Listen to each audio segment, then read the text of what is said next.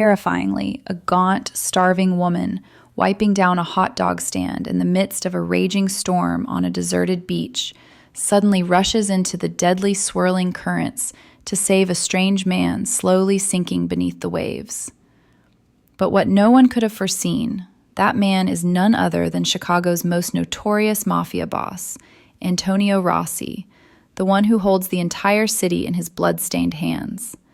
And from the very moment his eyes open on the soaked sandy shore, gazing upon the pale, trembling face of the woman who pulled him from the clutches of death, a mad, intense, uncontrollable love explodes in his chest, a love ready to burn the whole world to protect her.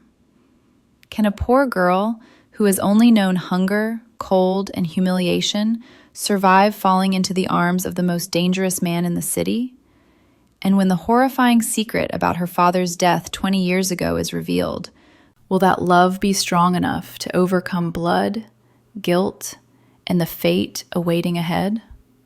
Before we dive into this chilling and mysterious story, please remember to subscribe to the channel Alex Truths and like this video.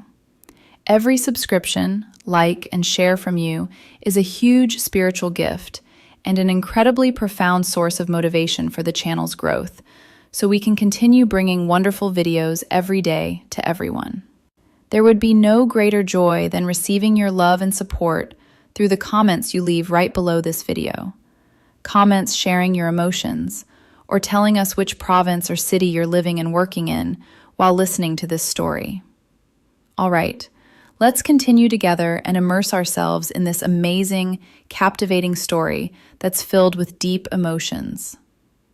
The wind howled across the public beach in Weehawla Beach County Park, just outside Harvey, Illinois, on a stormy afternoon in early July 2025.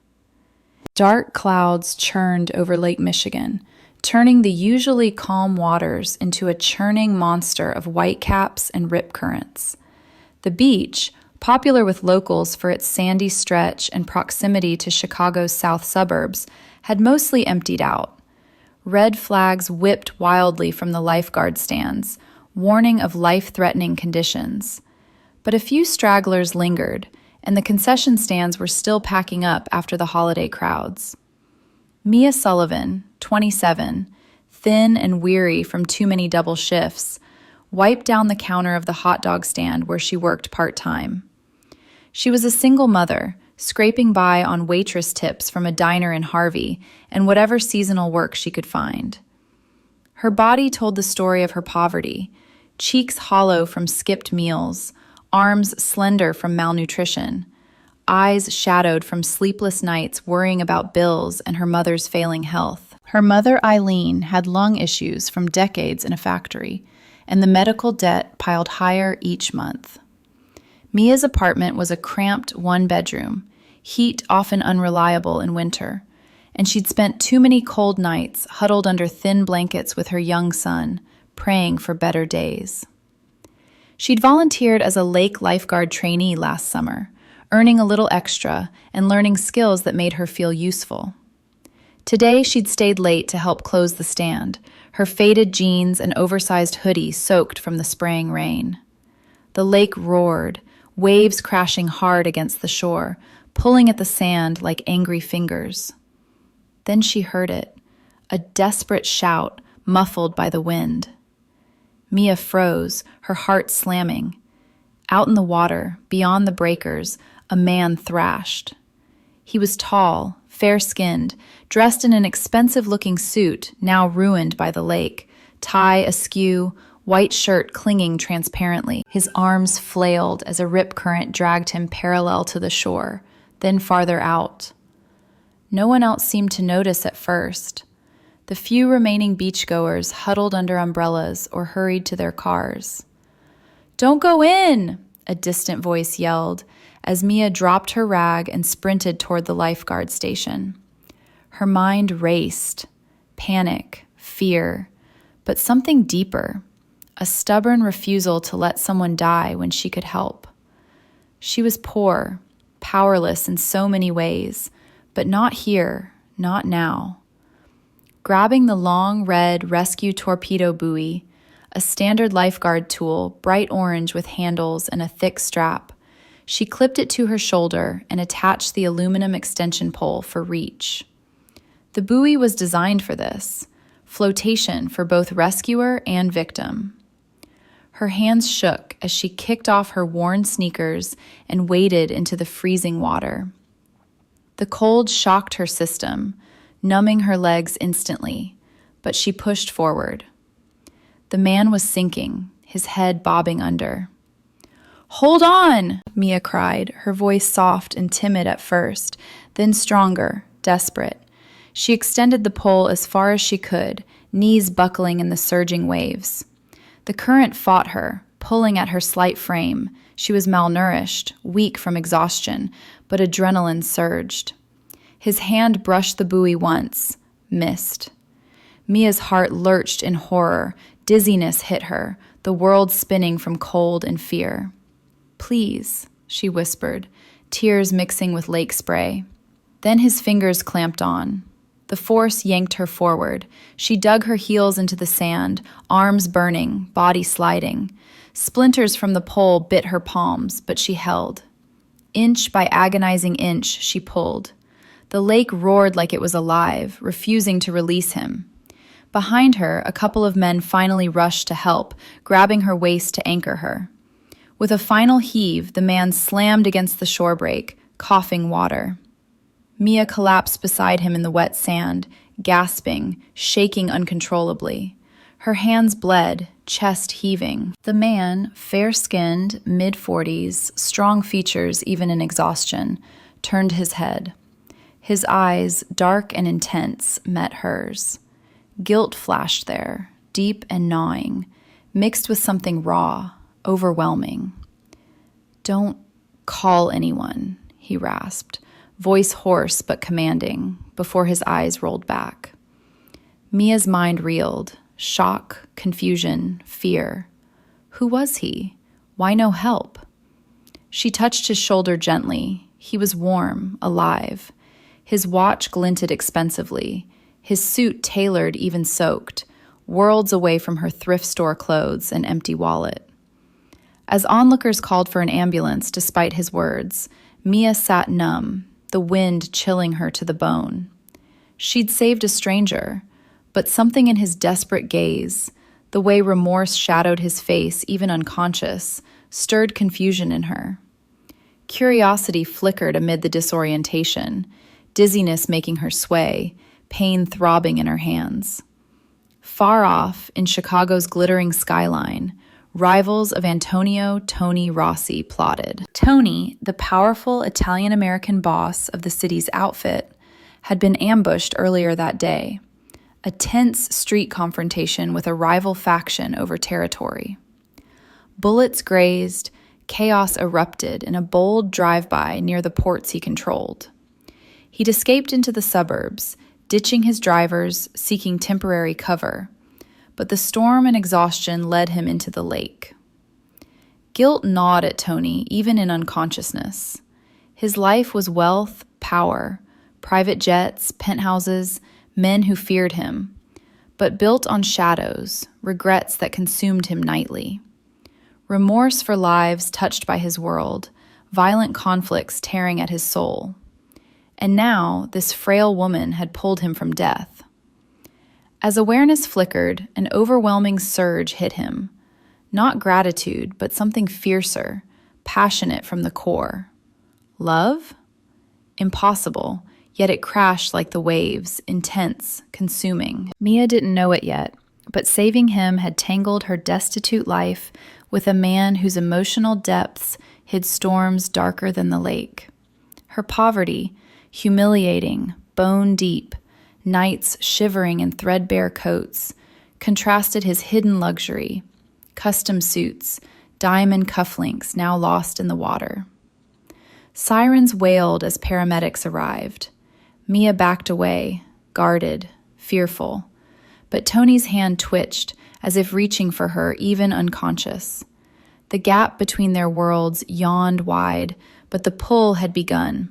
Suspicion in her, violent inner conflict in him, remorse clashing with this sudden, explosive protectiveness. As they loaded him into the ambulance, Tony stirred briefly, eyes locking on Mia again. Shock tore through him, guilt for endangering her unknowingly, remorse amplified by her selflessness. And that surge, passionate, undeniable. He, who commanded fear, felt powerless before it. Mia watched the doors close, heart pounding with anxiety, curiosity burning. Who was he? Why the secrecy? Her life of quiet desperation, eviction notices, empty fridge, mother's cough echoing at night, felt suddenly disrupted. Fear gripped her, but beneath, a timid hope flickered. Little did she know, Tony's rivals were already closing in, tense confrontations brewing on Chicago streets. But in his heart, a new war raged. Protect this woman who'd saved him, or drag her into his darkness. The lake calmed as the storm passed, but inside both, turmoil intensified. Hers a whirlwind of confusion and fear, his a violent storm of guilt, remorse, and a love that hit like lightning, fierce from the first spark. The days after the storm blurred into a haze of exhaustion for Mia Sullivan. Her hands, wrapped in cheap gauze from the dollar store, throbbed every time she lifted a coffee pot at the diner or folded laundry in the cramped apartment she shared with her mother and 6-year-old son, Ethan. The eviction notice taped to their door had turned from pink to red, 30 days overdue on rent. The fridge held half a loaf of bread, a jar of peanut butter, and 2 bruised apples. Eileen's cough echoed through the thin walls at night, deeper and wetter than before. But the clinic had turned them away again. No insurance, no cash up front. Mia hadn't slept properly since the rescue. Every time she closed her eyes, she felt the freezing pull of Lake Michigan, the weight of that man's body as she dragged him ashore, the raw desperation in his whispered words. No hospitals, no cops. She told herself it was shock, nothing more. But curiosity gnawed at her, quiet and persistent, like hunger she couldn't satisfy.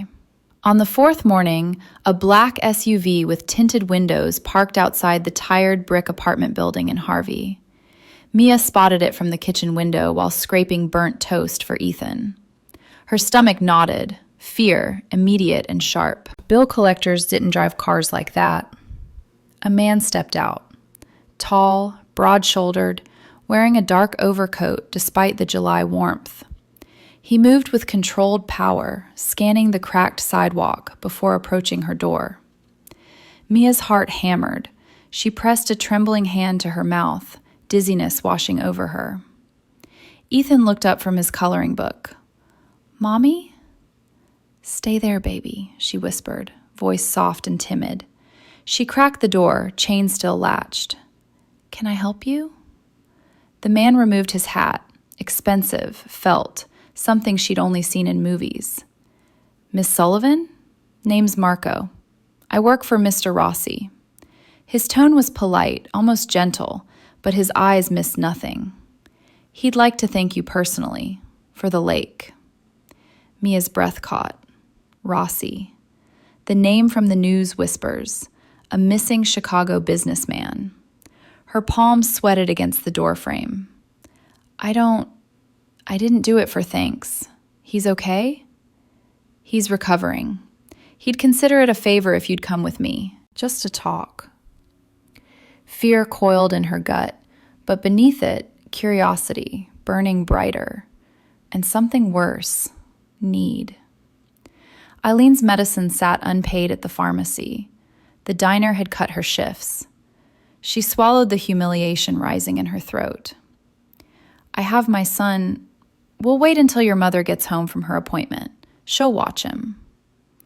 They knew her schedule. The realization hit like cold water, numbing her limbs.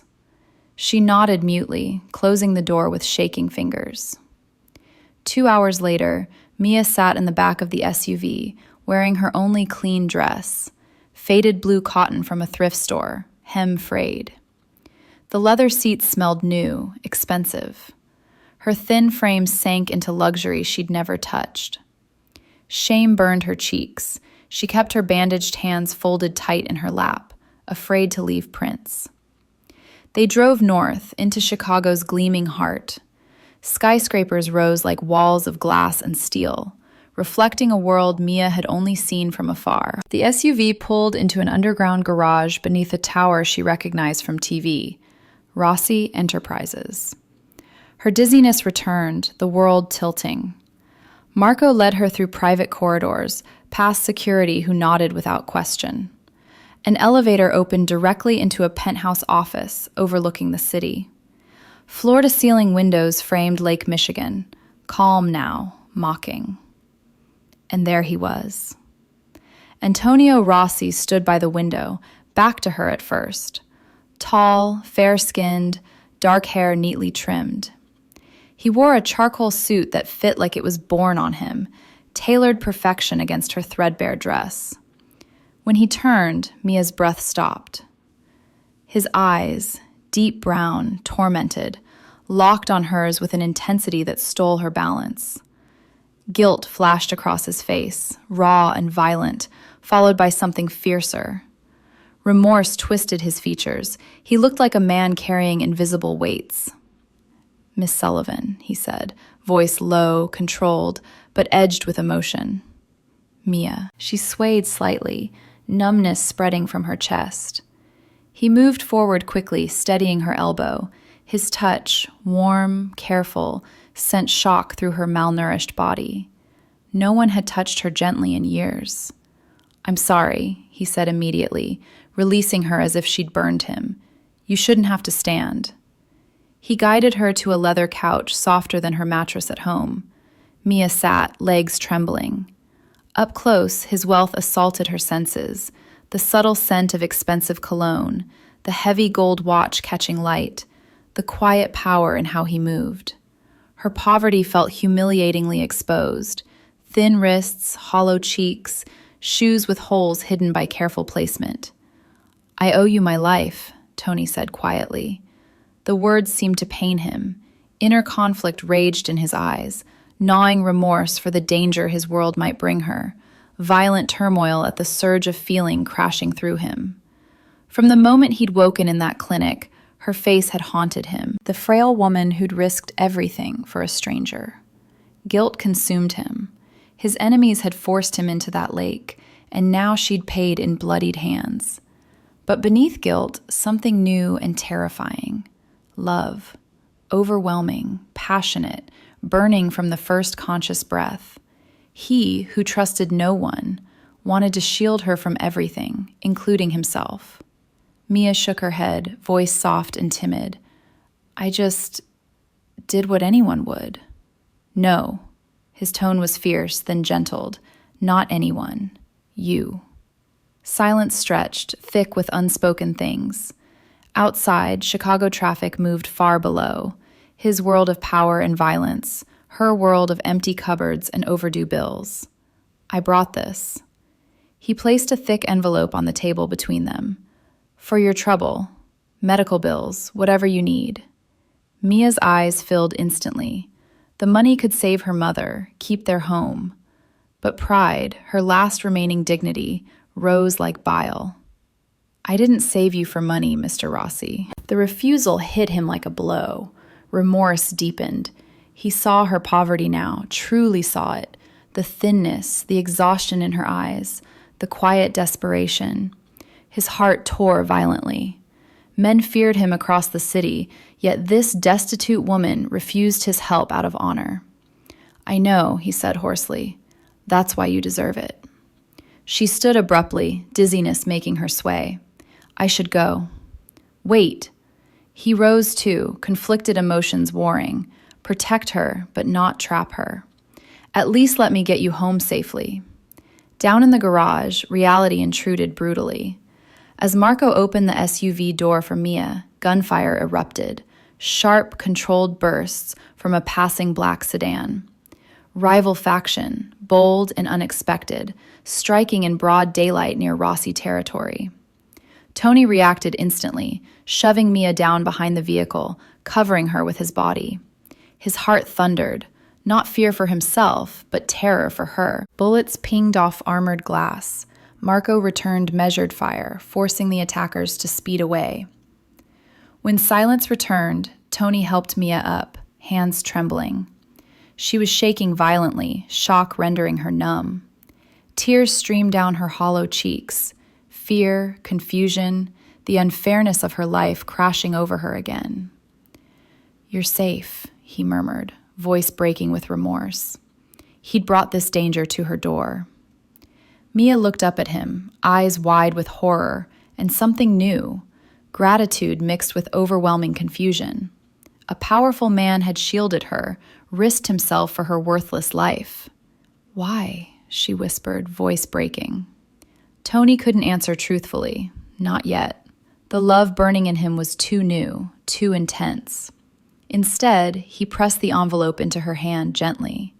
"Because you saved me first, and I protect what's mine to protect."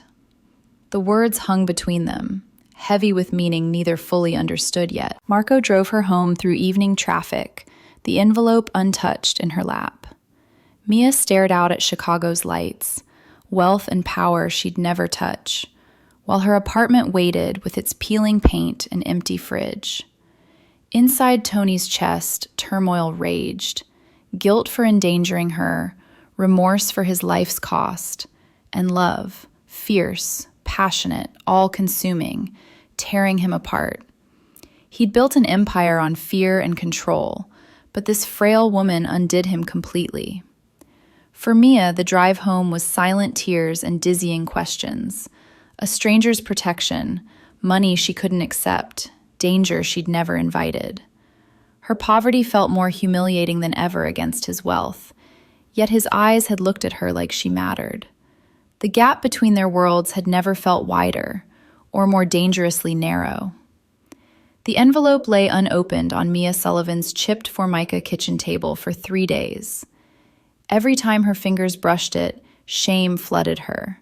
Hot, humiliating shame. The money inside could pay the back rent, buy Eileen's inhalers, put real food in Ethan's lunchbox for weeks.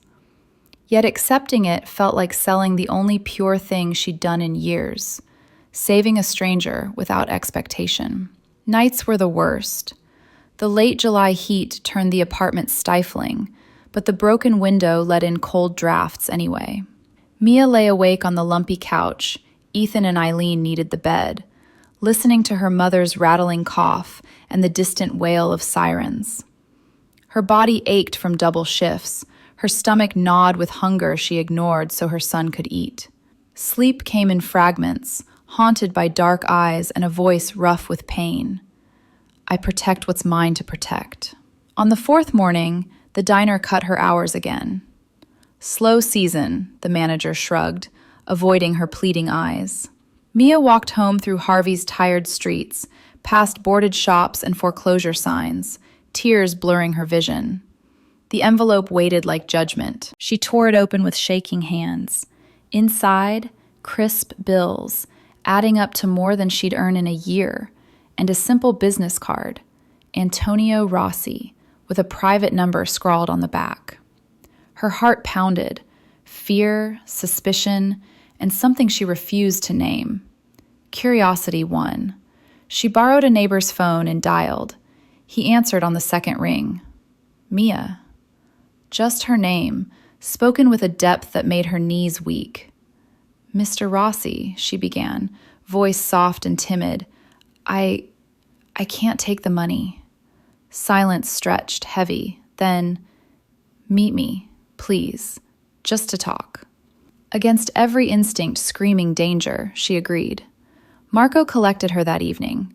The black SUV felt even more luxurious now, the leather seats cradling her thin frame like mockery. She wore her best jeans, faded, patched at the knee, and a thrift store blouse that hung loose on her malnourished shoulders. They drove to a quiet Italian restaurant in Chicago's Little Italy neighborhood, the kind with white tablecloths and candlelight flickering in Chianti bottles. Mia had never been inside a place like this. Her meals were diner leftovers or peanut butter sandwiches. Tony waited at a private corner table. He rose when she entered, tall, commanding, the expensive suit hugging his frame perfectly. His fair-skinned face was drawn with exhaustion, eyes shadowed by something deeper than fatigue. When he looked at her, the air shifted. Guilt crashed through him anew, violent and tearing. This woman, fragile, proud, beautiful in her quiet suffering, had saved him, and his world was poison. "Mia," he said again, softer. He pulled out her chair himself, ignoring the waiter's approach. She sat, hands clasped tight to hide their tremble. Up close, his wealth overwhelmed. The subtle gleam of cufflinks, the understated power in how staff deferred without words. Her poverty screamed in contrast. Scuffed shoes, nails bitten short, the hollows beneath her eyes from endless worry. "You look tired," he said quietly, remorse thick in his voice. "I work a lot." Her words came timid, polite, shame burned. She hated him seeing her this way. A waiter poured water into crystal glasses. Mia stared at the menu prices, her week's wages for one appetizer, and panic rose. Tony noticed immediately. "I'll order for us," he said gently. "Trust me." Food arrived. Warm bread, rich pasta, tender veal. Mia ate slowly at first. Then, with desperate hunger, she tried to hide. Each bite felt like betrayal of her pride, yet her body craved it. Tony watched her with tormented eyes, inner conflict raging. He'd spent years building an empire on fear and control. Ports, construction contracts, protection rackets. Men trembled at his name. Yet this destitute woman undid him completely. Love had struck like lightning that day on the beach. Passionate, consuming, impossible. Every moment near her intensified it, burning hotter. But guilt gnawed deeper. His enemies were circling, and being near him endangered her. Halfway through the meal, his phone buzzed. He silenced it, but tension hardened his features. "Trouble?" Mia asked, voice small. "Nothing you need to worry about." But outside, trouble found them anyway. As they left the restaurant, walking toward the waiting SUV, a dark sedan screeched to the curb. 3 men emerged, rival faction, bold in Rossi territory. The leader, a thick-necked man with a scar, smirked.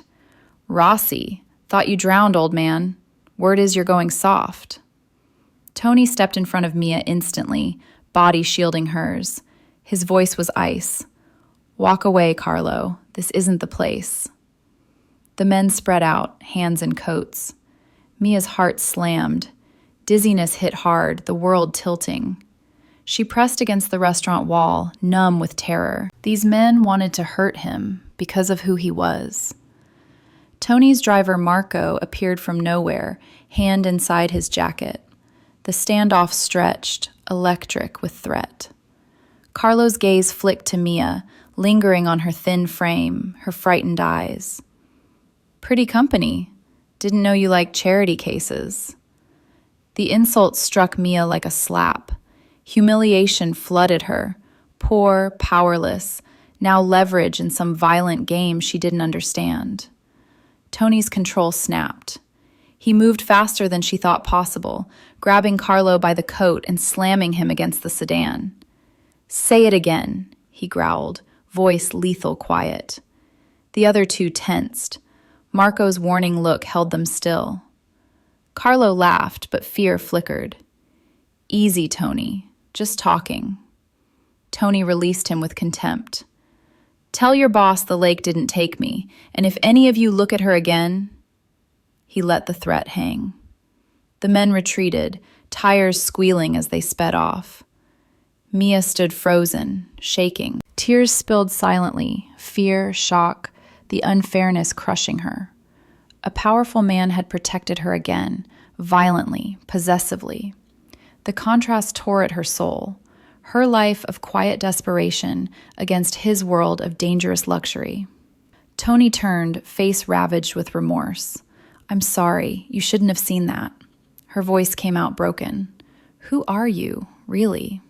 He met her eyes, inner torment plain.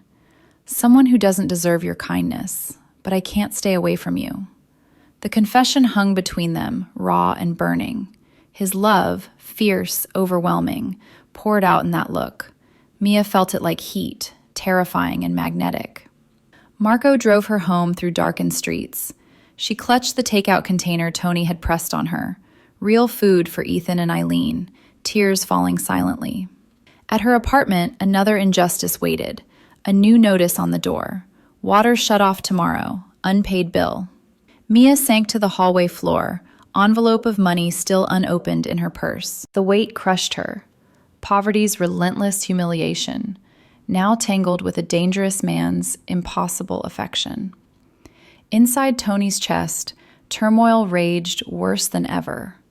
Remorse for dragging her into his world, guilt for the violence she'd witnessed, and love, passionate, consuming, tearing him apart.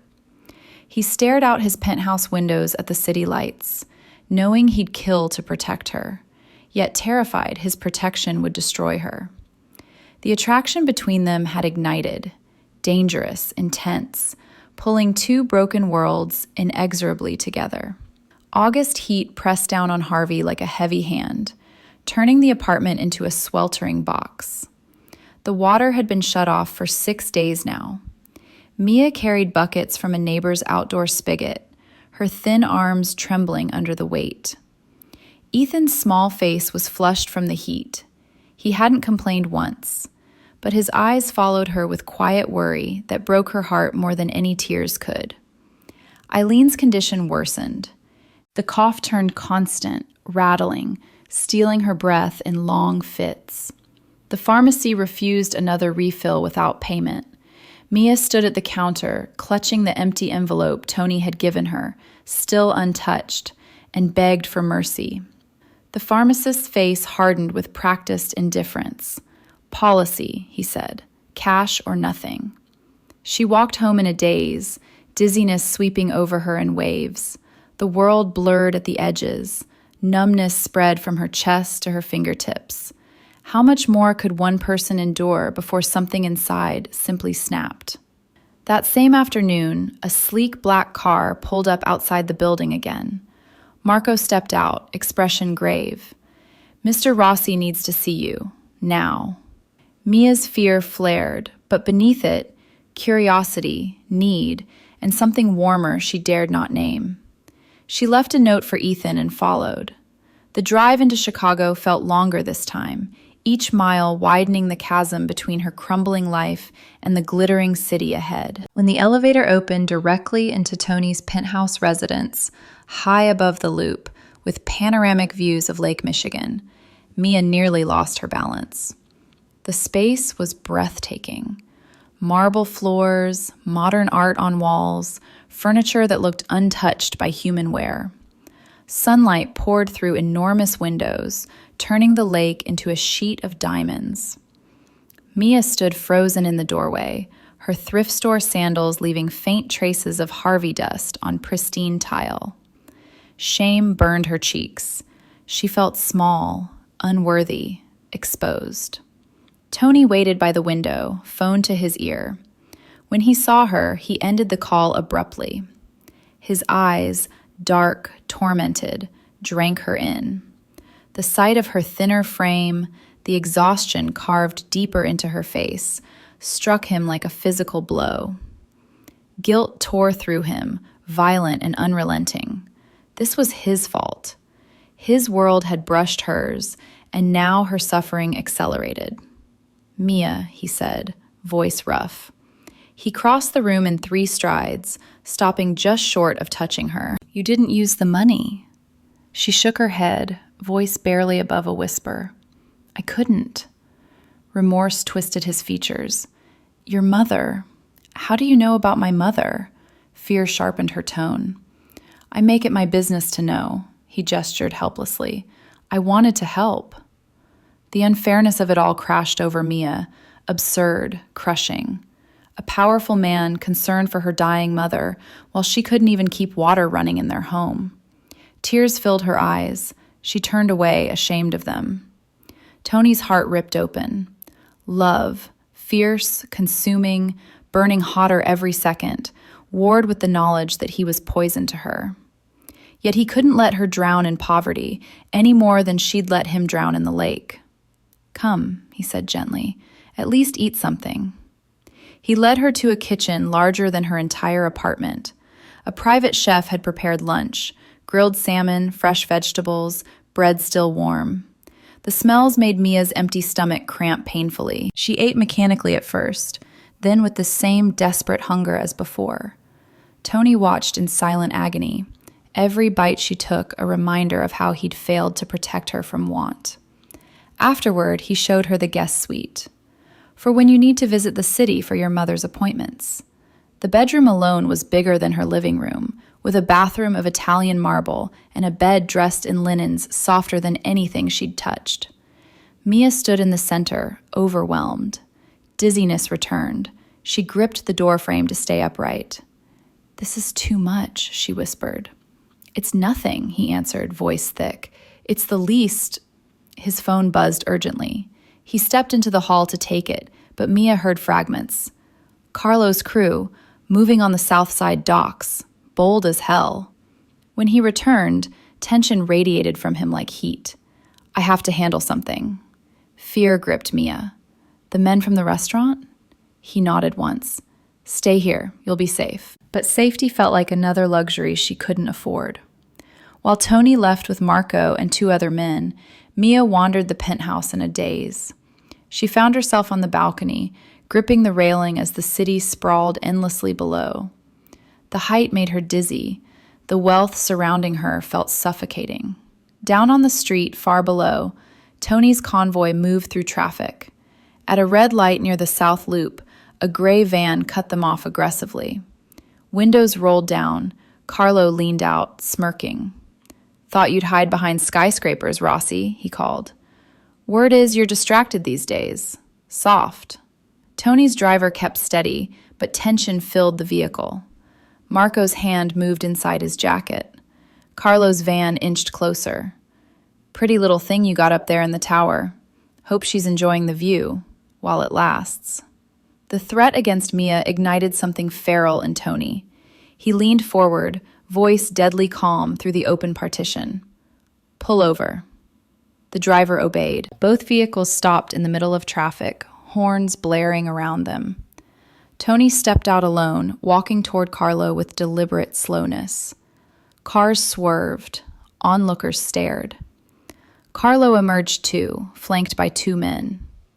"You mention her again," Tony said quietly, "and there won't be enough left of you to identify." Carlo laughed, but uncertainty flickered. Big words for a man who's losing ground. Tony stepped closer until they were inches apart. "Test me." The standoff stretched, electric, dangerous. Finally, Carlo backed down first, raising his hands mockingly. Not worth the heat. Yet. They drove off. Tony stood in the street longer than necessary, chest heaving with barely contained rage. Not fear for himself, for her. The love burning in him had become a liability his enemies could exploit. Remorse and terror warred inside him. Protect her at all costs, even if it meant pushing her away. Back in the penthouse, Mia waited in frozen anxiety. When Tony returned, his suit jacket gone, shirt sleeves rolled up, knuckles red, she rushed forward without thinking. "Are you hurt?" The question, soft, timid, laced with genuine fear for him, shattered his control. He caught her arms gently, eyes searching hers with desperate intensity. "I'm fine," he rasped. "But you can't keep living like this." Tears spilled down her hollow cheeks. "I don't have a choice." "You do now," his voice broke. "Let me help, please." The plea from a man who commanded empires undid her. Mia's walls crumbled. She sagged against him, exhaustion and fear finally winning. Tony caught her, holding her carefully as if she might break. Her thin body trembled against his solid strength. The contrast tore at both their hearts. In that moment of quiet, condensed stillness, her face buried in his expensive shirt, his arms wrapped protectively around her, the dangerous attraction became something deeper, more terrifying. Love, for Tony, had evolved from burning surge to all-consuming need. He would burn the city down before letting harm touch her. For Mia, confusion and fear mingled with the first fragile threads of feeling safe, something she'd forgotten was possible. Outside, Carlo's faction plotted bolder moves. Inside, two broken worlds pressed closer, the gap between wealth and poverty, power and desperation, narrowing dangerously.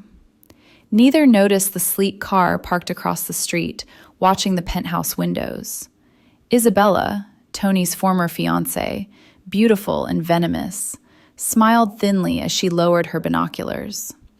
The rivalry had found its perfect weakness. September arrived with a cruel chill that slipped through the cracked windows of Mia's apartment long before the calendar said it should. The landlord had finally changed the locks. Another family evicted in Harvey for falling behind. Mia, Eileen, and Ethan now crowded into a single motel room on the edge of town, paid for week to week with her dwindling diner tips. The room smelled of old cigarette smoke and mildew. The heater rattled but gave little warmth. Ethan slept curled against her on the sagging double bed, his small body seeking heat she barely had to give. Eileen coughed through the nights, each fit weaker than the last. Mia hadn't eaten properly in days. Her reflection in the motel mirror terrified her. Cheeks sunken, eyes ringed purple from sleeplessness, skin pale and paper thin. She felt hollow, not just in body, but in spirit. The unfairness crushed her, working every hour God gave, yet still sliding deeper into despair. Tony's calls came daily now. She let most go to voicemail, shame silencing her. But one evening, after the motel manager banged on the door demanding next week's rent up front, Mia broke. Hands shaking, she dialed. He answered instantly. Mia. The sound of her name in his low, careful voice undid her. Sobs tore free, ugly, wrenching, all the grief and exhaustion pouring out. I'm coming, he said. No questions, no hesitation. Half an hour later, the black SUV pulled into the motel lot. Tony stepped out alone, coat collar turned up against the wind. When Mia opened the door, thin sweater pulled tight around her frail frame, hair unwashed, he froze. The sight of her in this place, with her sick mother and frightened child behind her, struck him like a bullet to the chest. Guilt and remorse exploded inside him, violent and tearing. This was his doing. His enemies' pressure on the south suburbs had accelerated evictions, raised rents, indirect warfare meant to weaken him, and Mia paid the price.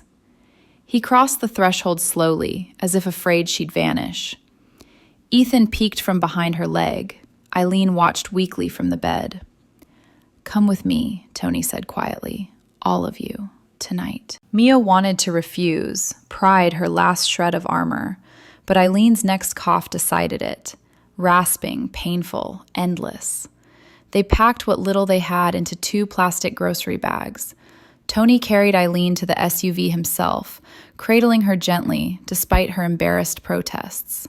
Mia followed with Ethan in her arms, dizziness sweeping her as the warmth of the heated leather seats enveloped them for the first time in weeks.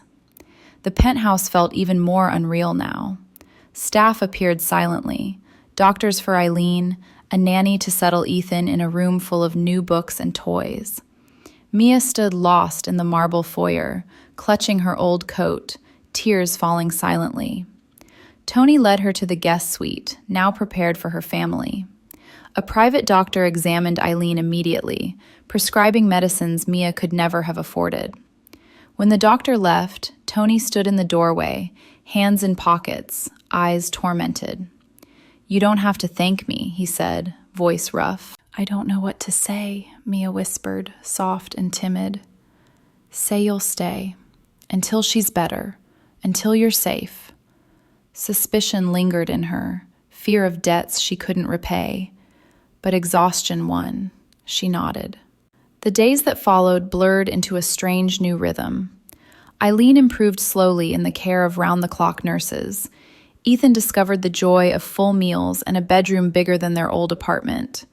Mia wandered the penthouse like a ghost, touching nothing, afraid to leave marks. Tony watched her constantly, love burning hotter with every glimpse of her quiet strength. But beneath it, a secret gnawed at him. One afternoon, alone in his study, he received the call from his private physician. Tests confirmed. Aggressive pancreatic cancer. Months, not years. The diagnosis hit like a death sentence, yet his first thought was terror, not for himself, but for Mia. How could he protect her when time was slipping away? Remorse deepened to unbearable levels. He dragged her into his world only to leave her alone in it. Inner conflict raged. Tell her and burden her fragile hope, or hide it and steal whatever time remained. That evening, a high society charity gala demanded his appearance, image maintenance in a world watching for weakness. He asked Mia to attend. As my guest, he said carefully. Public, safe. It would mean something. Fear and confusion warred in her, but she agreed, for the medical care, for the roof over her family's head. The gown arrived that afternoon, simple emerald silk, elegant without ostentation.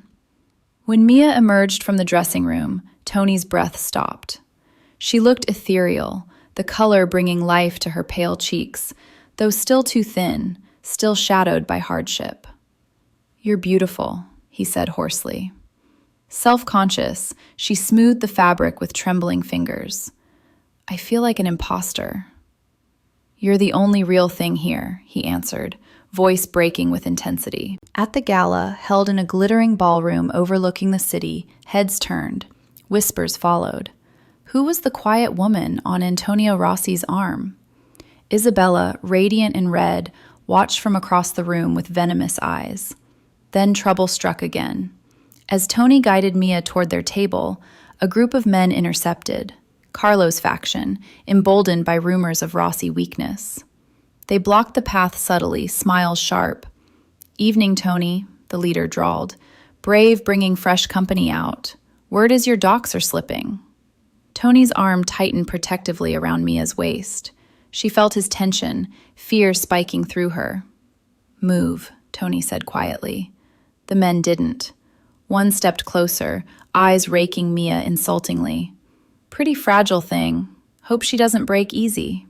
Rage flashed across Tony's face. He moved Mia behind him smoothly, facing the group alone. The ballroom hushed around them. "You have 3 seconds," Tony said, voice lethal calm. Security appeared, his men, discreet but ready. The rivals backed off with mocking laughs, melting into the crowd. Mia trembled violently, dizziness returning. Tony guided her to a quiet balcony, away from staring eyes. "I'm sorry," he murmured, remorse tearing at him. "You shouldn't have to." "It's not your fault," she whispered, though fear lingered.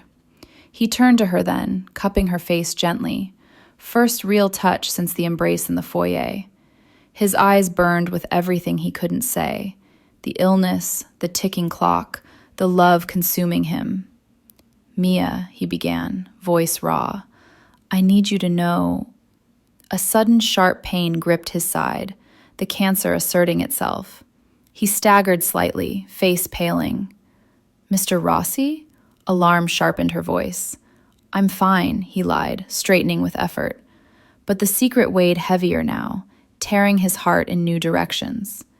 Inside, turmoil reached fever pitch. Love for her, passionate, all-consuming, clashed with the knowledge he might leave her unprotected. Remorse for the danger, guilt for the deception. For Mia, the evening crystallized her confusion, a powerful man shielding her from threats she didn't understand, in a world of wealth that highlighted her pitiful poverty. Yet in his touch, his gaze, she felt something terrifyingly real, protected, seen, perhaps even cherished. As they returned inside, Isabella watched with calculating eyes, already planning how to exploit the crack she'd just witnessed. The arrangement had begun as protection, but illness and rivalry threatened to turn it into tragedy. October wind rattled the penthouse windows, carrying the first real bite of winter. Inside, warmth enveloped everything: heated floors, thick carpets, the faint scent of expensive wood polish. Mia stood at the glass wall overlooking the city, wrapped in a cashmere throw Tony had draped over her shoulders one night when she shivered. The throw alone cost more than her entire wardrobe ever had.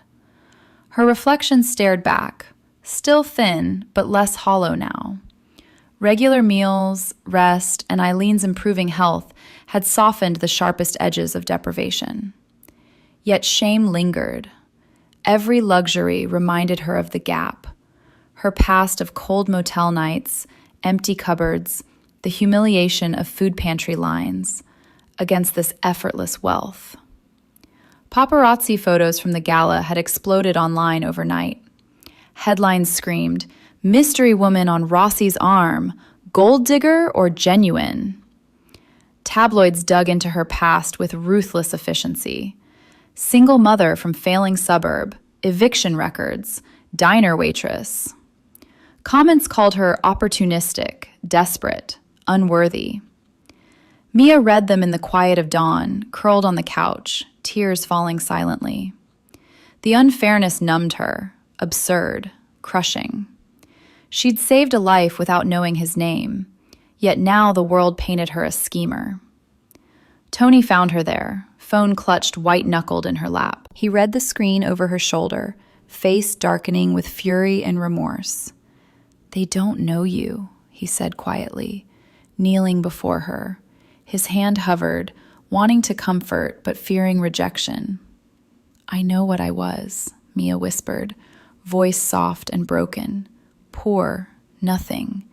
And now, this makes me look like I planned it." Guilt tore through Tony violently.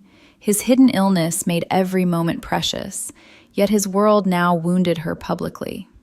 Love, passionate, consuming, burning brighter with her nearness, clashed against the terror of dragging her deeper into danger.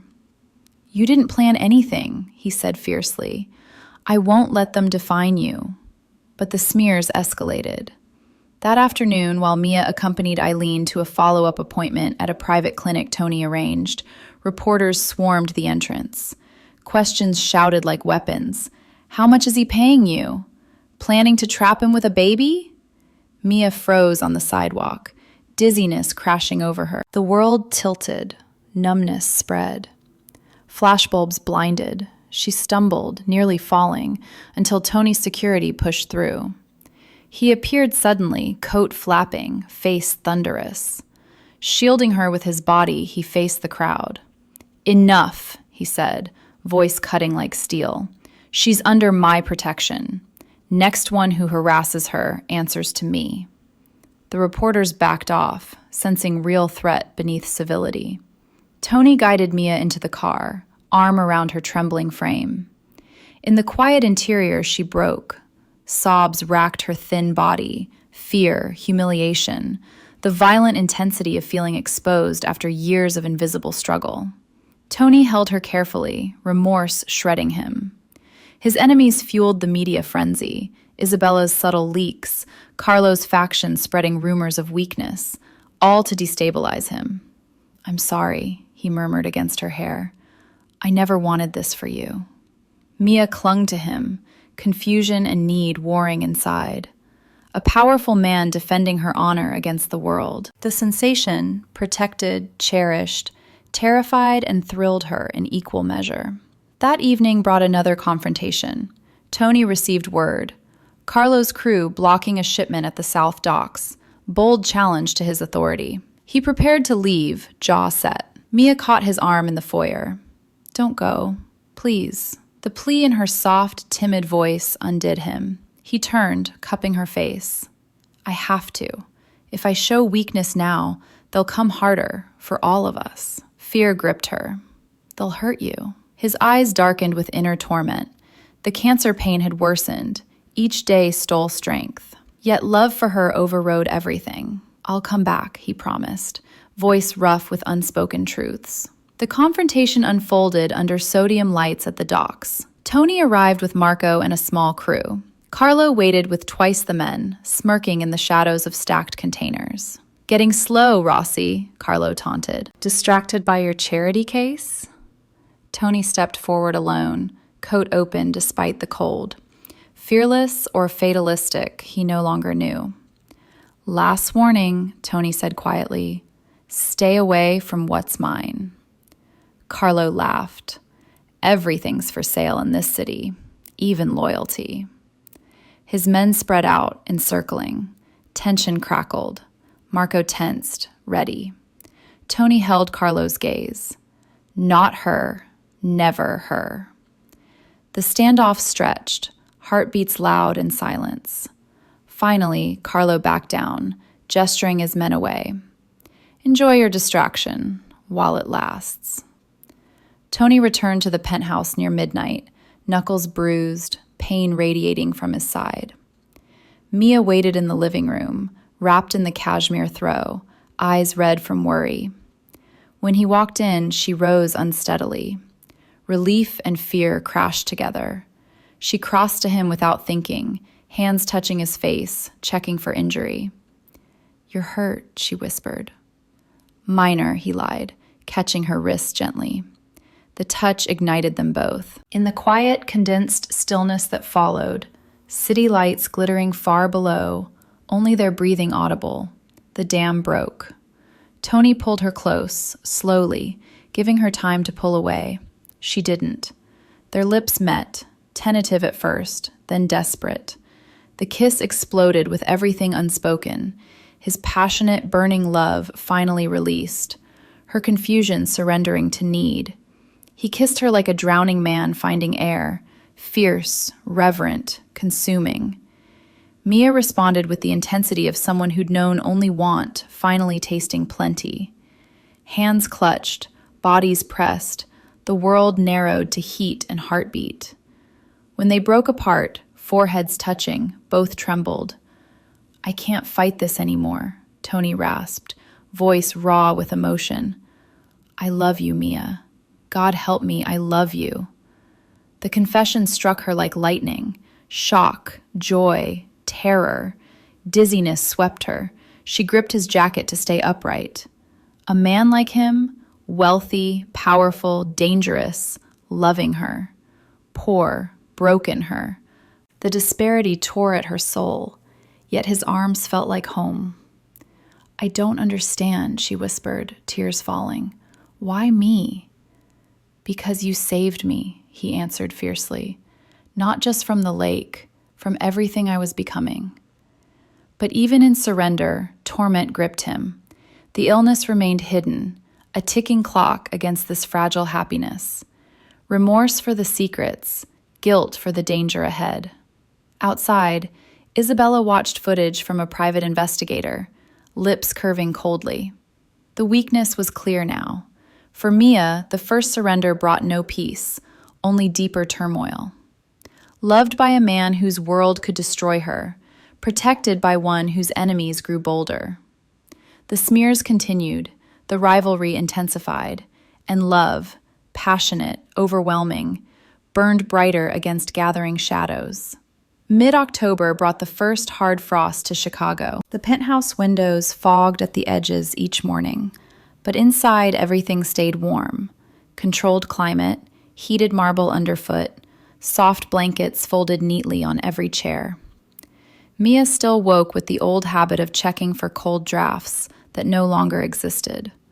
The contrast never stopped hurting. Eileen had gained strength. The new medications worked miracles. Ethan's laughter echoed through the halls as he played in rooms larger than their old apartment. Yet every time Mia looked at the designer clothes Tony had quietly provided, or the full refrigerator that never emptied, shame crept in.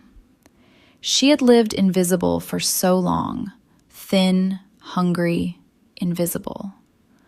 Now she walked through luxury that felt borrowed, never truly hers. Tony grew quieter. The cancer pain sharpened daily.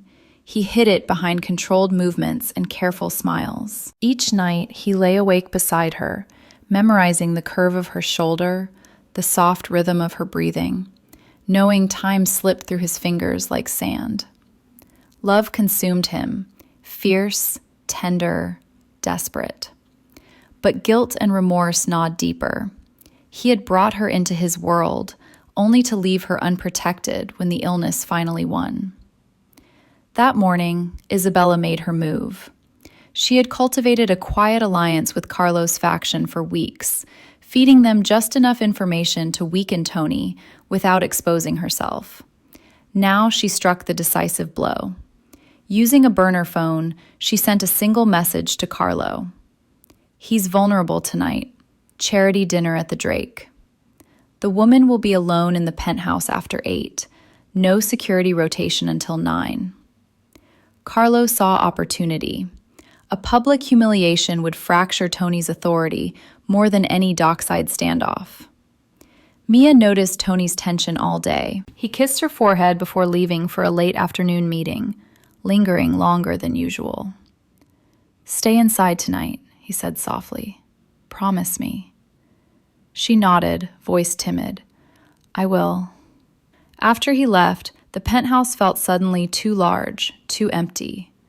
Mia wandered into the kitchen, poured herself tea she didn't drink, and sat at the marble island trying to read Ethan a bedtime story. Her mind kept drifting to the way Tony had looked at her lately. Love mixed with something like farewell. At 7:45, the power cut out. Darkness swallowed the penthouse instantly. Ethan whimpered. Eileen called from her room. Mia's heart slammed against her ribs.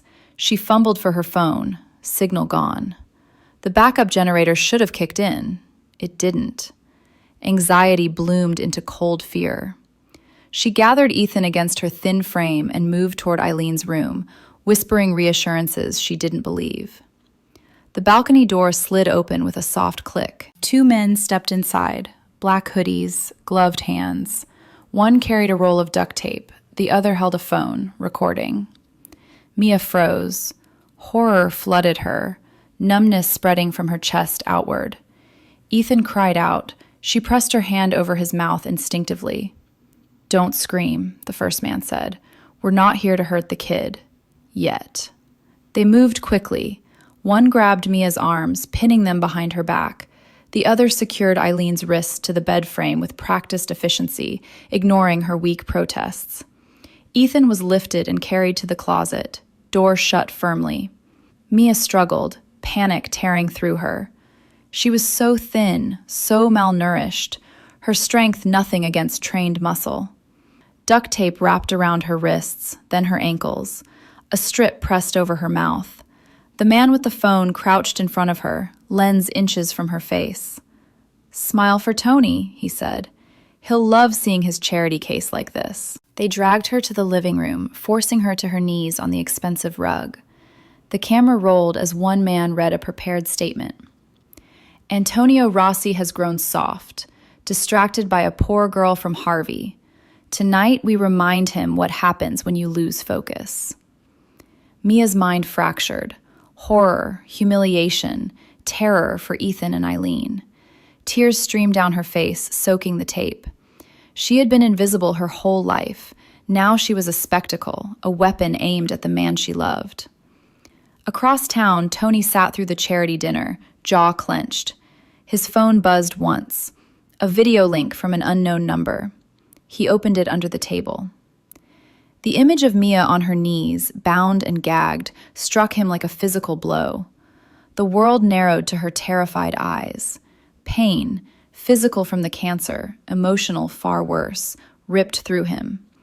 Guilt exploded. He had failed her. Remorse consumed him. This was his world, his enemies, his fault. He stood abruptly, chair scraping, heads turned. He didn't care. "Marco," he snapped into his earpiece. "Penthouse, now." The drive was a blur. Pain stabbed his side with every heartbeat, but love, violent, burning, all-consuming, drove him harder than any threat ever had. He arrived to find the front door ajar, lights still out. Inside, silence. Then he heard Ethan's muffled crying from the closet. Tony opened the door. The boy flung himself into his arms. Tony held him tightly, scanning the dark rooms. Eileen sat tied to her bed, eyes wide with fear, but unharmed. Mia was gone. Rage and terror collided inside him. The cancer pain flared white-hot, but he ignored it. He untied Eileen, handed her Ethan, and moved through the penthouse like a predator. On the kitchen island, a single note. South Docks, Warehouse 6. Come alone. Bring no one, or she bleeds. Tony's hands shook, not from fear, but from the violent conflict tearing him apart. Go alone and risk everything, or bring backup and risk her life. He chose alone. The docks were dark, wind whipping off the lake. Warehouse 6 loomed ahead. Tony walked straight in, coat open, hands visible, no weapon. Inside, dim work lights. Mia sat bound to a chair in the center of the empty space. Carlo stood behind her, hand resting on her shoulder. 2 other men flanked them.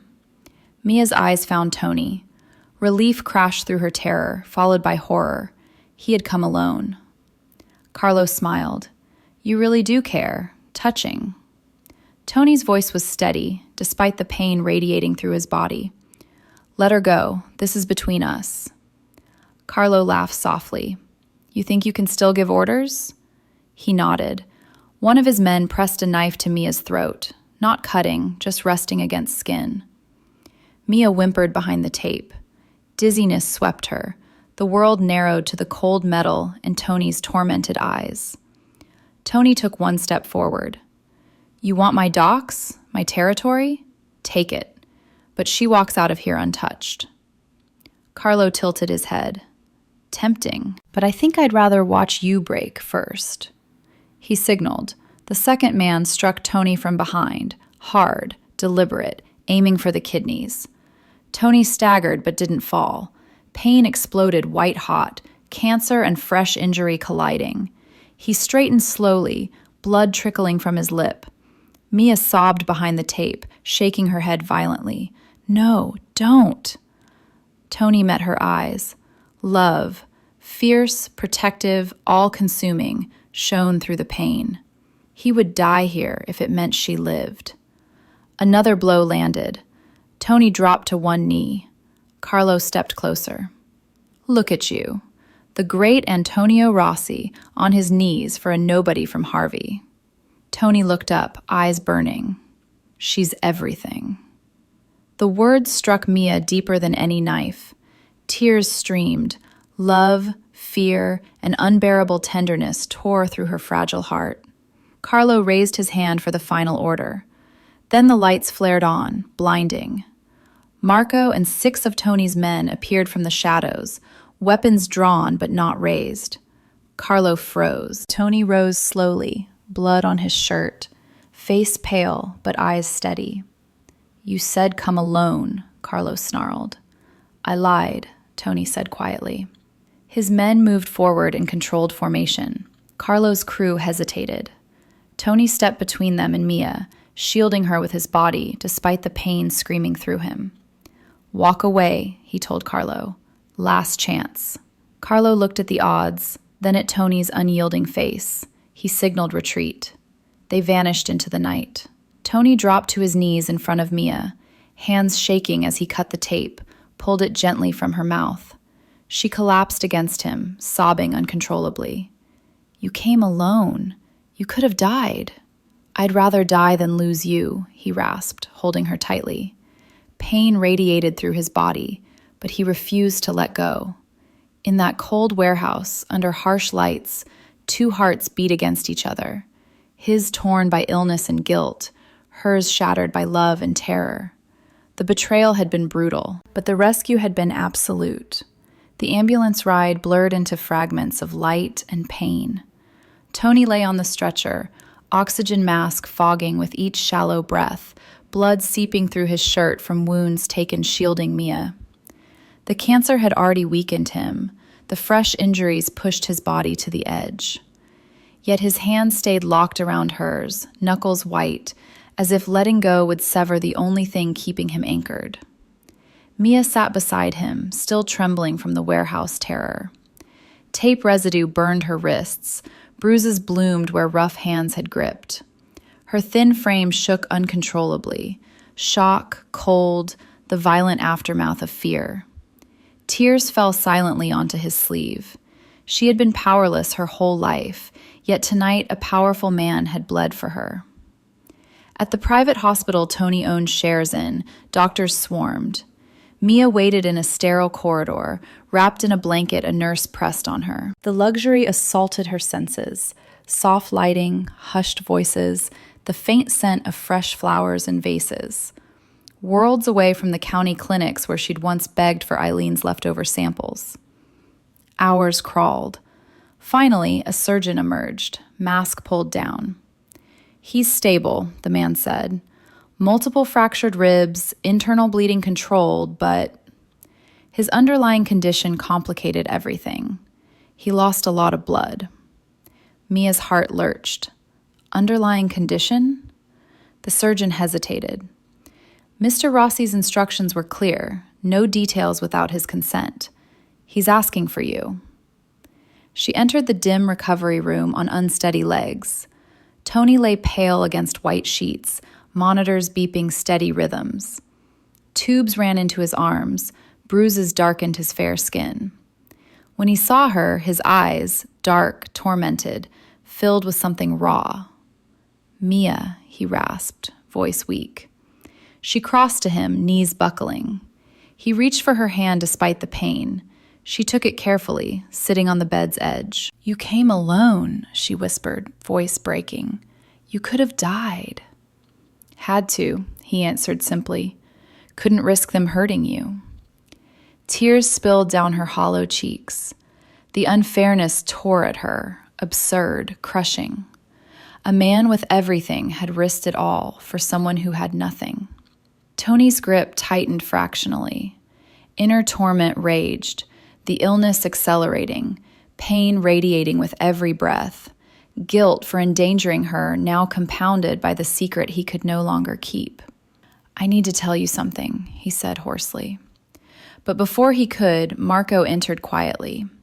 "Boss, Carlo's faction is moving, retaliation. They're hitting our warehouses tonight." Tony's face hardened despite the pain. "How many?" "Enough to hurt us bad if we don't respond." Mia watched the conflict tear across his features. Love for her warring with duty to the empire he'd built. Remorse deepened. This world would never stop demanding pieces of him. "Go home," he told her gently. "Be with Ethan and Eileen." "No." Her voice, soft and timid moments ago, steadied. "I'm not leaving you." The role reversal struck him like a fresh wound. She, who had always been powerless, was now choosing to stand in the fire with him. Against doctors' protests, Tony discharged himself hours later, IV lines removed, pain managed with medication that barely dulled the edges. He moved slowly, each step costing, but determination burned brighter than suffering. Mia insisted on coming. "If you're going into danger, I'm not waiting to hear it on the news." He wanted to refuse, for her safety, but the fierce protectiveness in her eyes silenced him. Love, returned in full measure, undid him more than any bullet. They drove through darkened Chicago streets, Marco at the wheel, 2 additional cars following. Tension filled the vehicle. Tony's hand stayed in Mia's, thumb tracing her knuckles, a quiet anchor amid gathering storm. At the Southside warehouses, chaos already reigned. Carlo's men had torched one building. Flames licked the night sky. Others loaded crates, stealing what they could before fleeing. Tony stepped out slowly, Mia beside him, despite Marco's protest. The heat from the fire warmed her chilled skin, but fear iced her veins. Carlo waited in the open, flanked by a dozen men, smirking at Tony's obvious pain. "Look who dragged himself out of bed," Carlo called. "Thought you'd be too busy playing hero." Tony straightened with effort. "This ends tonight." Carlo laughed. You're half dead already, Rossi. Walk away. Take your little girlfriend and disappear. The insult struck Mia, but she stepped forward, thin, trembling, yet unafraid. He's not going anywhere. Silence fell. Even Carlo blinked at the quiet defiance from the frail woman. Tony's heart tore anew. Love, passionate, overwhelming, surged alongside terror for her safety. He moved forward alone, toward Carlo. One chance. Leave now. Carlo signaled. His men advanced. What followed was controlled chaos. Tony's reinforcements emerging from shadows, surrounding Carlo's group. No shots fired. The numbers spoke clearly. Carlo's bravado cracked. He raised his hands. Fine, we go. But as his men retreated, one, young, hot-headed, lunged from the side, knife flashing toward Tony's unprotected back. Mia saw it first. Time slowed. She moved without thought, pushing Tony aside with all her slight strength, taking the blade meant for him across her forearm. Pain exploded white-hot. She crumpled, blood soaking her sleeve. Tony roared, a sound of pure anguish. He caught her before she hit the ground, pressing his hand to the wound. His men subdued the attacker instantly. Mia!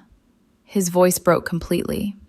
Guilt, remorse, love, everything collided in violent torment. He had failed again. She bled because of him. Sirens wailed in the distance, Marco's call. Mia looked up at him, pale from shock and blood loss, but eyes steady. You don't get to die, she whispered fiercely. Not after everything. The role reversal complete, the powerless woman sacrificing for the powerful man. At the hospital again, this time Mia on the stretcher, Tony refusing treatment until she was stabilized. Truth finally spilled. In the quiet between surgeries, he sat at her bedside, holding her uninjured hand. I have cancer, he said quietly. Aggressive. Months, maybe less. The confession shattered her. Tears fell silently. Shock, grief, the unfairness of it all crashing anew. Why didn't you tell me? Because I wanted whatever time we had to be real, not shadowed. Mia turned her face into his hand, kissing his palm. Then we'll make the time count. In that sterile room, amid beeping monitors and the distant hum of wealth that could buy the best care, but not more days, two hearts beat in fractured unison. Tony's inner world tore apart. Love deeper than ever, remorse for the pain he'd caused, determination to protect her legacy when he was gone. Mia's poverty, once her entire identity, faded against this new devastation. Yet, in sacrificing for him, she had found strength she'd never known. Outside, Carlo's factions scattered, leaderless and broken. Inside, love, passionate, fierce, forged in blood and sacrifice, held them together against gathering darkness. The reckoning had come, but the cost was only beginning. Late October rain lashed the hospital windows, turning Chicago into a gray blur of light and water. Inside Tony's private suite, warmth and quiet reigned. Soft lighting, fresh flowers changed daily, nurses moving with silent efficiency. The disparity struck Mia anew every time she looked around. She had once shivered in unheated rooms, rationing soup so Ethan could have seconds.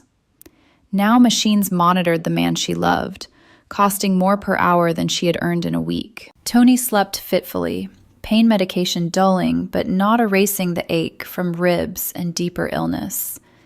Mia sat beside him, bandaged forearm in a sling, holding his hand as if it anchored her to the world. Shock still rippled through her, numbness at the edges, dizziness when she remembered the knife meant for him, now marking her skin instead. Doctors spoke in careful tones. The assault had accelerated the cancer's progress. Weeks, perhaps only days, of reasonable quality left. Mia absorbed the words in silence, tears falling without sound. The unfairness tore at her heart, absurd, violent. She had clawed out of poverty's depths, only to face losing the one person who had seen her. When Tony woke, his eyes found hers immediately. Guilt and remorse ravaged his features. "You shouldn't have done it," he whispered, voice rough. "Taken that blade for me." Mia's voice came soft, trembling. "And let you die?" "Never." Love, passionate, fierce, forged in shared sacrifice, poured between them in the look they shared. Tony's heart tore anew. He, who had commanded fear and respect, now lay weakened, unable to protect her from the grief he was causing. "I have to fix things," he said. "Before—" He called Marco from the bedside phone. Instructions flowed, quiet, precise. Dismantle the most dangerous operations, redirect funds to legitimate channels, protect Mia and her family, no matter the cost. Marco hesitated. "Boss, some won't go quietly." Tony's eyes hardened despite the pain. "Then make them." The next days brought a storm of quiet confrontations. First, at a neutral restaurant in the Loop, Tony, pale and moving slowly, met mid-level lieutenants who resisted change. Mia waited in the car, heart pounding with anxiety, but he insisted she know everything now, no more secrets. Inside, voices rose. "You're going soft, Rossi, because of her?" Tony's response was steel. "I'm going clean. Anyone who can't accept that walks away with a fair share. Anyone who fights loses everything." Most agreed. A few left angry. Then, a bold nighttime meeting at an abandoned lot near the river. Carlo, cornered, desperate, appeared with remaining loyalists, demanding territory. Tony arrived with Marco and a small, trusted group. Mia, against all reason, came too. Bandaged arm hidden under her coat, fear turning her legs to water, but determination stronger. Carlo sneered. "Bringing your weakness with you now?" Tony stepped forward, shielding her instinctively. Pain flared in his side, but he stood straight. "This ends," Tony said quietly. "No more blood. Take your cut and disappear, or lose it all." Carlo's men shifted, uncertain. Tony's reputation, and the visible cost of defying him, held them. In the end, Carlo backed down, slinking away with muttered threats that rang hollow. Each confrontation cost Tony physically. He returned paler, leaning heavier on Mia's arm. Yet with every step toward legitimacy, remorse eased fractionally. He was building something clean for her to inherit: trusts, properties, protections. Back in the hospital, truth spilled fully. One quiet afternoon, sunlight slanting through rain-washed windows, Tony told her everything. The empire's dark beginnings under his father, the choices that haunted him, the lives touched by shadow. He spoke without excuse, voice breaking on details he had buried for years. Mia listened in condensed stillness, tears falling silently. The man who had everything, confessing to a woman who had once had nothing. Her heart tore, pity for his isolation, love for his courage in changing. When he finished, silence stretched. Then she leaned forward, pressing her forehead to his. "You're not that man anymore," she whispered. "You're the one who came for me, who bled for me." Tony's eyes filled, the first tears Mia had seen from him. Remorse and love collided in overwhelming surge. That night, Isabella arrived unannounced. She stood in the doorway, flawless as ever, but eyes stripped of calculation. The betrayal had cost her everything, allies gone, reputation fractured. "I came to end it," she said quietly. Tony tensed. Mia stood beside his bed, protective now. Isabella placed a thick folder on the table. Everything. Emails, accounts, proof of who paid Carlo, who fueled the smears. All of it. Tony stared. "Why?" "Because you chose something real," Isabella answered, voice breaking slightly. "And I never had the courage." She left without another word. The folder contained salvation, irrefutable evidence of corruption tying Carlo's faction to crooked developers pushing Harvey gentrification. Tony's lawyers, best money could buy, moved swiftly. A city council hearing followed days later.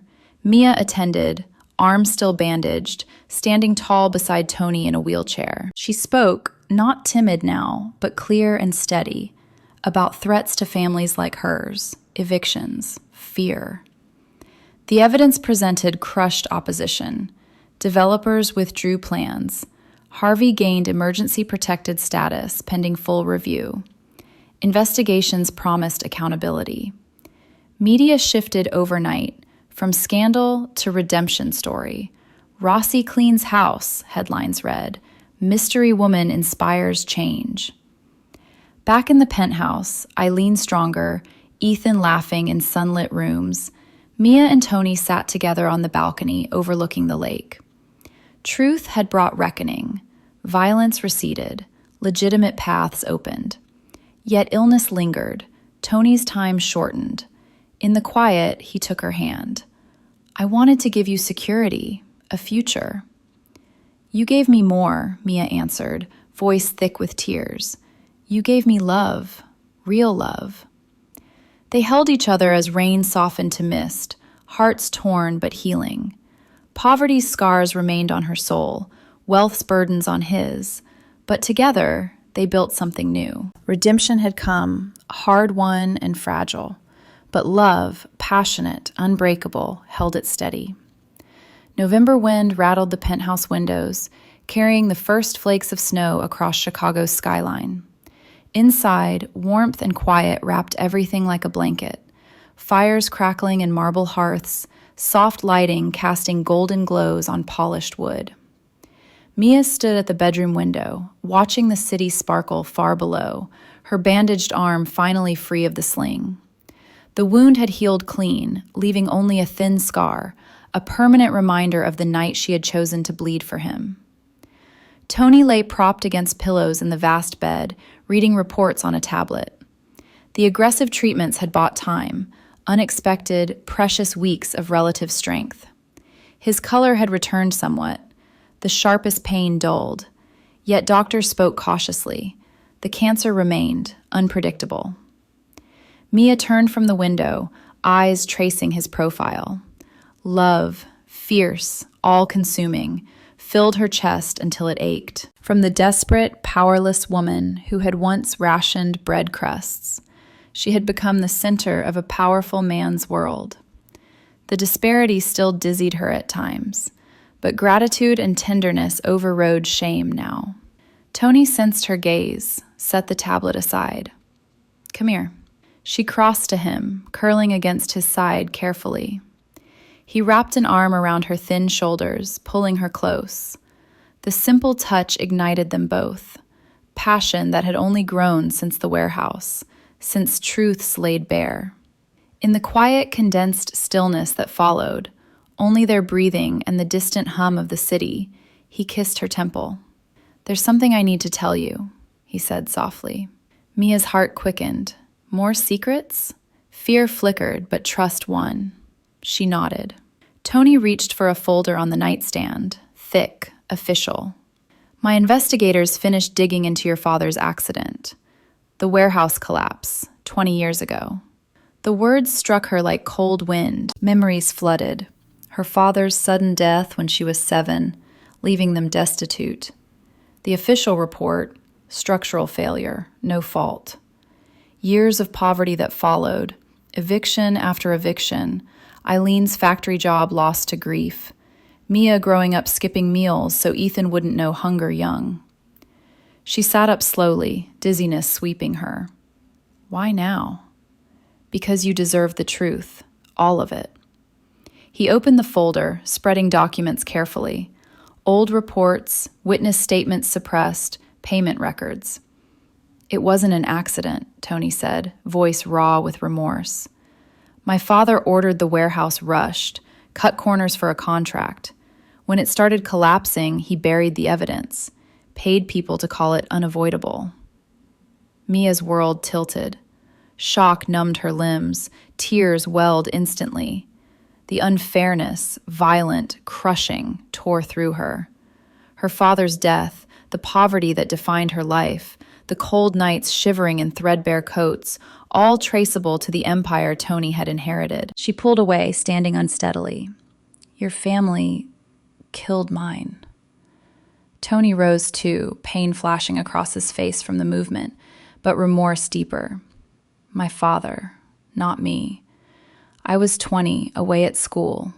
When I came back, he never told me the details. I suspected, but his voice broke.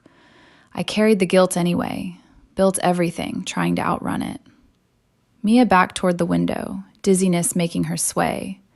Tears streamed down hollow cheeks that had finally begun filling out. The contrast assaulted her, standing in unimaginable luxury while learning the source of her lifelong misery. I saved you, she whispered, voice breaking, and your blood took everything from me. Tony didn't approach, knowing he had no right. Love and guilt warred violently inside him. I can't undo it. I can't bring him back. But I can give you justice. The evidence is enough to reopen the case, compensate survivors. I don't want money. The cry tore from her, raw, desperate. I want my father at my graduation. I want nights without hunger. I want my mother healthy years ago. She slid down the glass wall, curling into herself on the plush carpet.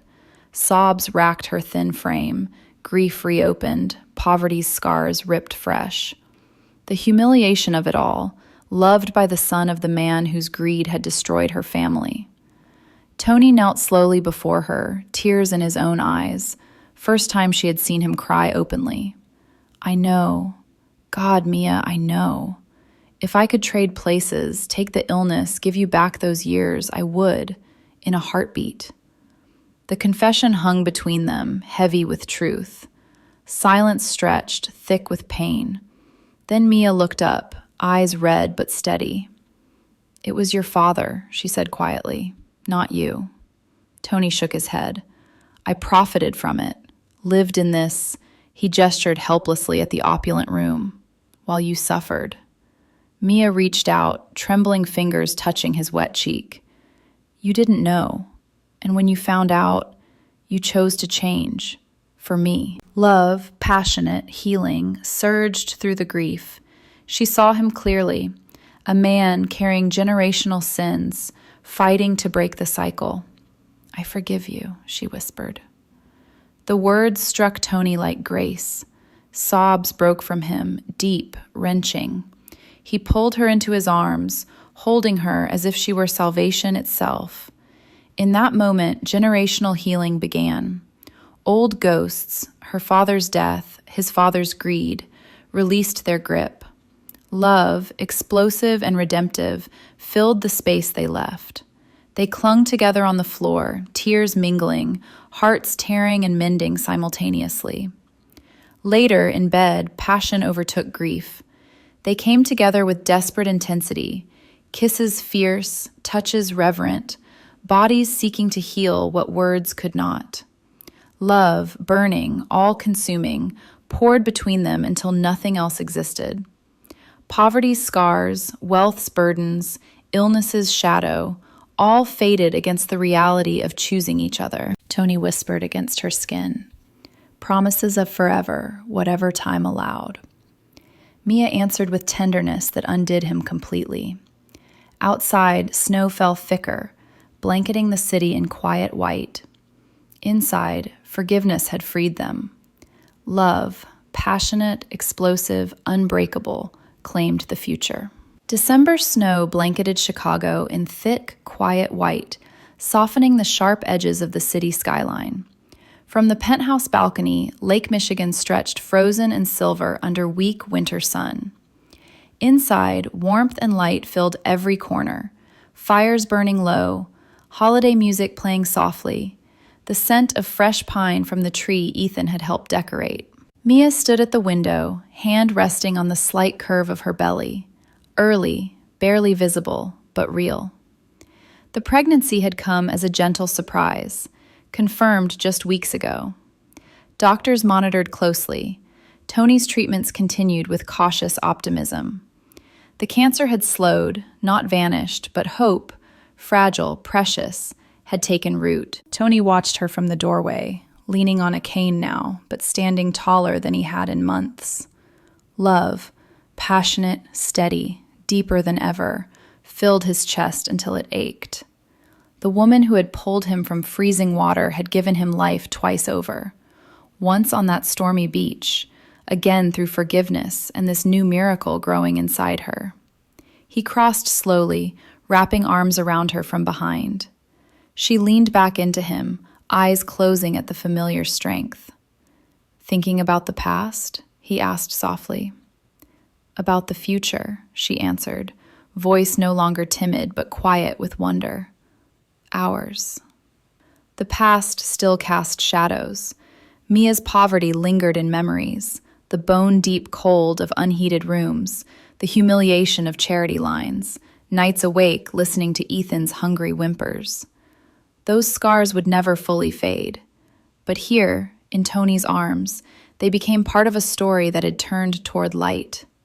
Tony had completed his reckoning. The last dark operations dissolved quietly. Assets redirected to legitimate ventures, community health clinics in Harvey, youth programs teaching lifeguarding and water safety, scholarships for children from struggling families. He funded them anonymously at first, then openly, bearing the weight of judgment to build something clean. One final confrontation remained. On a snowy afternoon in late December, Tony received word. A remnant of Carlo's old crew, bitter, displaced, planned one last act of defiance. They intended to vandalize the new community center in Harvey, bearing Mia's mother's name. Tony went alone against Marco's protests. Mia waited at home, heart pounding with old fear, but trusting his promise to return. The confrontation unfolded in the empty parking lot beside the half-finished building. Snow swirled around the men, 5 holdouts, angry and armed with nothing more than resentment. "You think you can just walk away?" their leader spat. "Leave us with nothing?" Tony stood calm in the cold, cane planted firmly. "I left you all fair shares, more than fair. You chose not to take them." The men circled, tension thick. One raised a crowbar threateningly. Tony didn't flinch. "This center is for kids who grew up like Mia did, hungry, cold, scared. You hurt it, you hurt them." Silence fell. Snow muffled everything. Finally, the leader lowered the tool. "You're not the same man," he muttered. "I'm trying not to be." They left without damage, defeated not by force, but by the truth of change. Tony returned home as dusk fell, snowflakes melting on his coat. Mia met him at the door, eyes searching. When he smiled, tired but genuine, she pulled him inside, kissing him with the fierce tenderness that had become their language. Christmas came quietly. No extravagant gifts. Tony had learned restraint. Instead, a simple gold band for Mia, engraved inside with the date of the lake rescue. A new coat for Ethan, warm and sturdy. Books and art supplies. For Eileen, a trip planned to warmer climates when spring arrived. They gathered around the tree that evening, Ethan's laughter filling rooms that once echoed only with Tony's solitary footsteps. Eileen, stronger now, told stories of old holidays when money was tight but love abundant. Mia and Tony sat together on the couch, her head on his shoulder, his hand resting protectively over their unborn child. "I used to think wealth was power," Tony said quietly, "but it's not. Knowledge is power, the knowledge to choose better. The lesson that love doesn't see bank accounts or past mistakes. Education of the heart, that's what changes everything." Mia smiled through tears. Knowledge that compassion crosses every line. Lesson that forgiveness heals generations. Education in seeing people, not circumstances. He kissed her then, slow, deep, full of promise. Love, passionate, redemptive, richer than any empire, flowed between them. Outside, snow continued falling, covering old scars with new white. Inside, a new legacy began.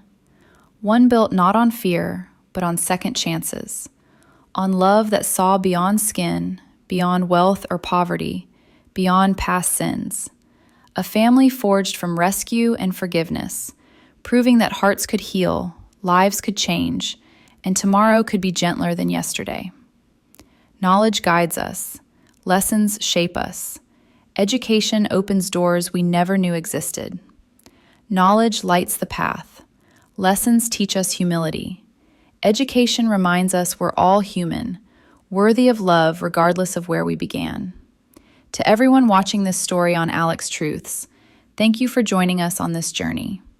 May good health fill your days, joy light your hearts, and daily peace wrap around you like the warmest blanket.